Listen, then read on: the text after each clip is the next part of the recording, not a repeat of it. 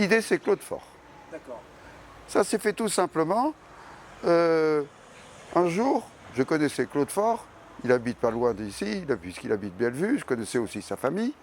Et un jour, nous nous sommes rencontrés dans le quartier et il m'a dit « Dis donc, monsieur Alberti, et si j'organisais une petite course dans le cadre de la fête villageoise, qu'est-ce que vous en diriez ?» Il dit si vous voulez, je vous fais une course. On fait une petite course, ça amènera un peu quelques coureurs. Et puis bon, tout de suite, ça a été accepté. Et 2 mois après, donc, il y avait la première en Ille-et-Vienne, avec une course individuelle autour du chef-lieu d'Anne-Sylvieux, et avec une soixantaine de coureurs. Vous savez, je lui ai répondu tout de suite « Ah ben ça, c'est une très bonne idée. Je n'en pense que du bien. » D'autant plus, je n'en pense que du bien, d'autant plus que depuis un bon nombre d'années déjà, le comité trouvait que la fête avait besoin d'un petit souffle nouveau. On cherchait des animations nouvelles et on ne trouvait pas. Parce qu'on ne voulait pas dénaturer le caractère d'origine de cette fête. On ne voulait pas en faire une grosse vogue, ni une manifestation qui perdrait l'esprit de son origine, vous voyez ? Oui, il y avait un public, alors là le public est venu, ça a pu faire venir du monde qui voulait voir une course, un événement sportif finalement déjà. Donc vraiment ça a tout de suite changé l'animation de la fête villageoise. D'accord.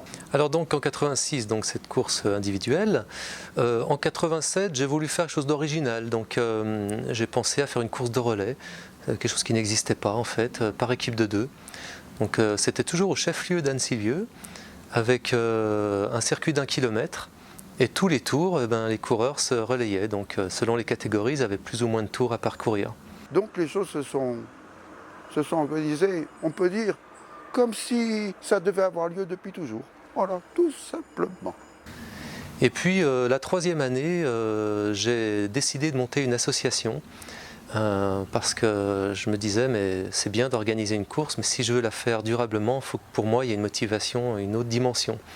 Oui, en fait, dès que Claude a lancé l'Anne-Sylvienne sous la forme d'un relais autour de l'église d'Anne-Sylvieux, j'ai participé, peut-être pas à chacune des épreuves, mais à quelques-unes des épreuves. Donc c'est des épreuves de relais qu'on faisait par équipe de 2. Et puis donc il a organisé son circuit, il a mis en place le personnel dans les endroits voulus. Il n'y a jamais eu les moindres problèmes. Et c'est ainsi que d'une année à l'autre, l'Anne-Sylvienne a commencé à fonctionner. Donc on se regroupait tous autour de l'église d'Anne-Sylvieux et la course était lancée. Donc c'était une course souvent assez dure parce que c'était un petit circuit qui faisait 1 kilomètre et on faisait peut-être 5 ou 6 relais chacun. C'était assez drôle parce que chacun donnait le meilleur de soi. Moi, déjà le fait de voir ces jeunes handicapés, on se devait de donner le meilleur de nous-mêmes. C'était juste pour montrer qu'il fallait profiter de la vie à fond. Mais il n'y avait aucune autre ambition que celle de partager un moment avec les gens qui étaient présents. Donc les premières années, il y avait peu de concurrents et sur les dernières épreuves, il y avait peut-être bien 200 voire 250 équipes. Claude s'arrangeait pour faire venir ses anciens copains d'équipe de France d'athlétisme. Et ça faisait des très très belles courses. Et puis bon, déjà Claude avait toujours cet arrière-fond de s'ouvrir au monde du handicap. Donc à l'époque, il me semble que c'était pour le centre IMC. Ce qui était convenu, c'est qu'on reversait la totalité des bénéfices de l'Anne-Sylvienne pour leur action. Donc on essayait à nous trouver quelques partenaires. C'était des tout petits partenaires, bien sûr, à l'époque. Et donc la somme qui pouvait nous rester après avoir organisé était reversée intégralement pour ce projet. Et c'était vraiment, la course était super spectaculaire. Il y avait vraiment beaucoup de public autour de la course parce qu'il y avait vraiment une course intéressante. Et puis donc il y avait l'aspect sportif pour le spectacle. Et également, lors de la course des enfants, eux couraient aux côtés des enfants et pour montrer aussi qu'ils les soutenaient. Et vraiment, c'était des beaux gestes, quoi. Bon, j'avais toujours besoin de quelque chose de nouveau. Je voulais toujours faire progresser cette course ou lui donner, également pour ma propre motivation, je dirais, pour continuer. Et puis en 92, j'accompagnais une compétition sportive au Maroc. J'avais voulu aller voir ce que c'était, un trail qui avait lieu au Maroc. Et c'est là-bas, vers la fin du trail, je pensais à cette Ancy-le-Vienne. Puis l'idée m'est venue de dire, tiens, et si on faisait le tour du lac d'Annecy? Alors je cherchais des solutions dans ma tête, tout s'est fait au Maroc là-bas, hein, donc des fois ça fait du bien de prendre du recul parce qu'il y a des idées lumineuses qui arrivent.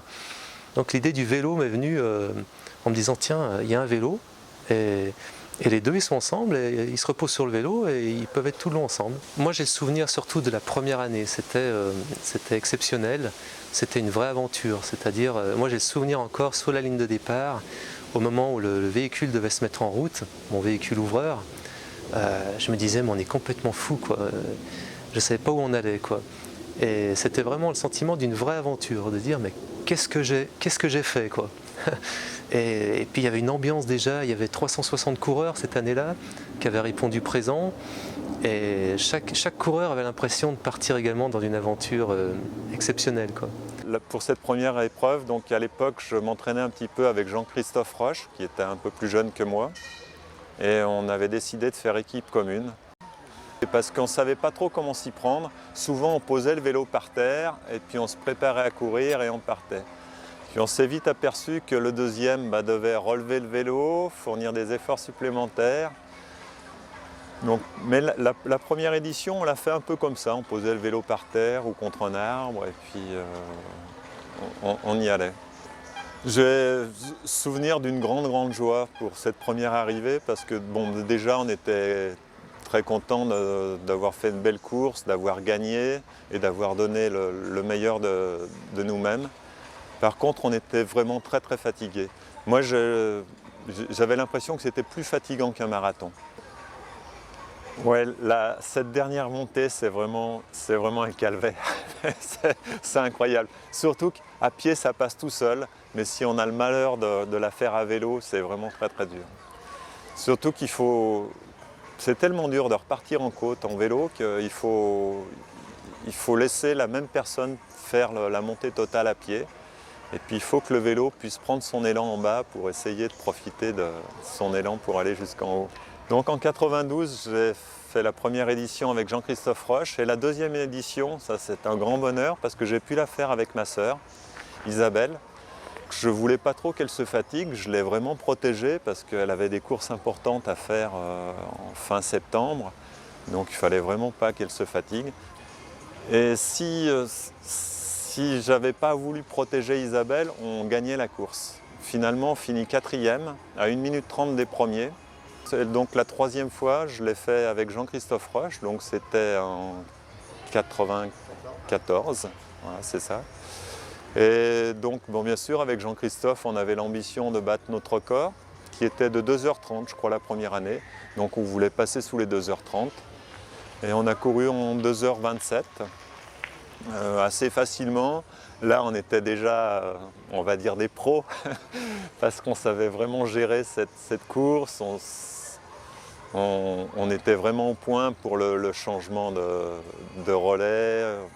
Il y en a un qui restait avec un pied sur une pédale du vélo, l'autre qui passait à côté, puis tout se faisait dans la fluidité. Pendant 2 années, on a aidé tout d'abord une association basée en Inde, à Madras, pour aider des enfants en difficulté à Madras. Et l'année d'après, on a aidé aussi des enfants défavorisés en Haute-Savoie pour qu'ils obtiennent des bourses pour faire du sport.